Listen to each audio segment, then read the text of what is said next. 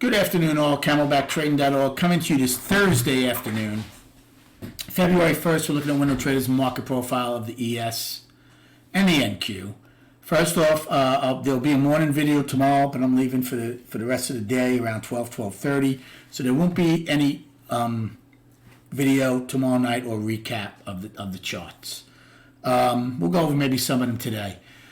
I had a rough day today. Made a very, very silly play in E, starting an E period in ES, which cost me a lot. And it's really frustrating because to lose, a good bunch of money on an inside day is pretty frustrating. Nobody to blame but myself.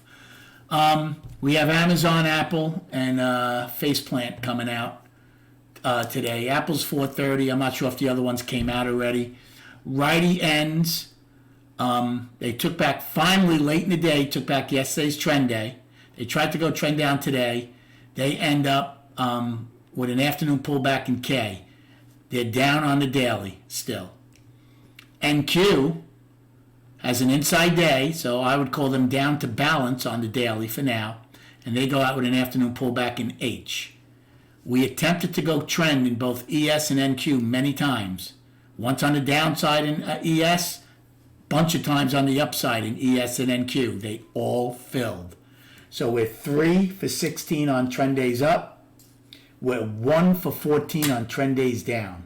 We took out both sides of the IB for the 12th time in 22 days. That is not normal, my friends. Last year it was 36%. We're over 50% right now. And I know it's a small sample. It's only 1 month. But it's still interesting. I do think it has to do with, obviously, the smaller ranges. But it has been interesting how fickle the market's been early this year as far as no continuation, right? There's no continuation. When you don't hold trend days, when you don't hold gaps, and when you take out both sides of the IB, that's no continuation. Now, we're popping here and N, so I'm assuming some earnings are coming out. I don't have N period in NQ, but you can see the yellow line there going up pretty good. So we'll see which ones came out in a while. I started the day off very well. I shorted B period in NQ versus the opening, which worked. Then when we made a new high, I didn't think we would go trend right away. I shorted that in B. Oh, I'm sorry, I did that in ES in B. So NQ, I shorted the opening, did well. Shorted ES when we made a new high in B to get the single prints and try to get into the upper distribution. I did well on that. Then I turned to the long side in C period in both NQ and ES. In NQ was when they filled the single prints. It worked. Made money on that, and then it did come in. And in ES, I took the long when we made the new low on the day because I didn't think we would go trend down either. So those worked. So it was a good B and C period. Then in E period, I started a short. I'm going to go through it quickly, but I shorted one at 86.50.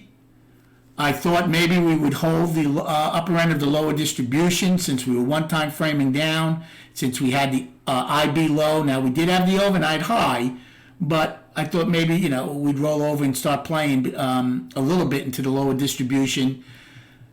I don't mind that, but then I added at 90, I added at 98, I added at 03, and it went through E, F, and G. Now, the frustrating thing is I finally took them off. I lost a lot of points, but not long after I took them off, they basically came back where this is what I was looking for.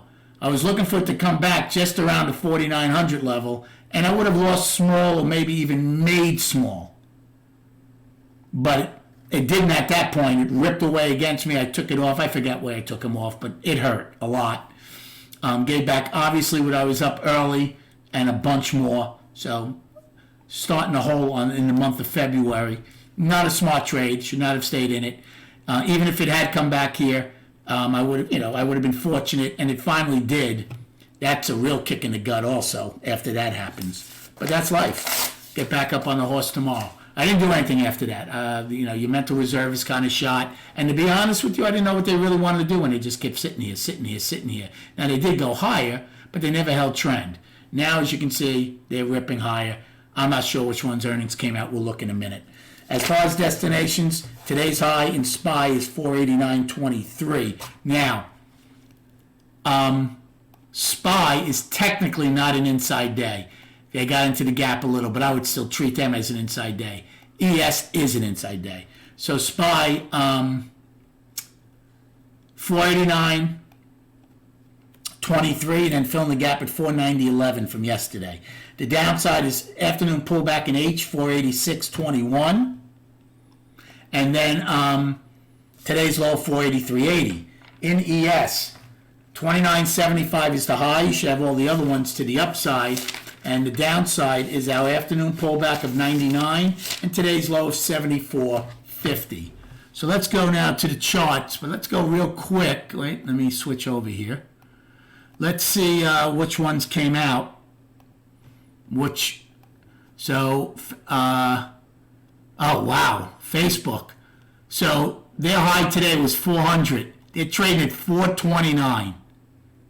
Okay? So they ripped the cover off the ball. Did Amazon come out? I'm not sure if Amazon came out yet. They're pretty much trading.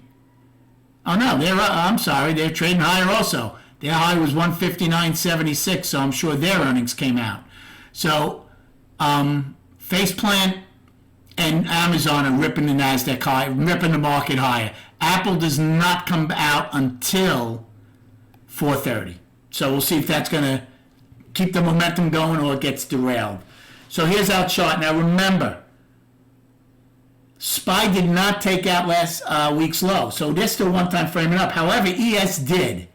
So for argument's sake, ES has an opportunity for both an outside week down and or up. So if the earnings hold and the non-farm payroll turns out to be decent, if they close above last week's high tomorrow, they'd have an outside week up. It'd still be balanced for the ES, but that's positive, right? For everybody who's still, trying to put the knife in the bull's back. So we're still up in SPY on the weekly. Now the daily is in balance. I told you I'm calling this a whole balance. Well, we had an inside day, basically. SPY didn't. ES officially did. Still going to treat it as an inside day. If we come out of it to the upside, we have a chance for all-time highs again. If we come out of it to the downside, well, then, again, we might go and test somewhere around the 20-day moving average at some point. So volume right now is 86 million. So over average, we'll see how much volume we do until 8 o'clock in SPY with all the earnings that are due out. Anyway, I hope you had a good day trading. Thank you for liking and subscribing to this channel. Let me tell you, even though it was a bad day and I had a poor day, I walked the room through that entire trade through the entire time, okay? It's gut-wrenching, it's tough, it's frustrating, but stay as professional as you can possibly be and walking through it and explain what's going on and why. I don't think you're going to find that in many trading rooms. Have a great night, and we'll speak prior to the opening tomorrow.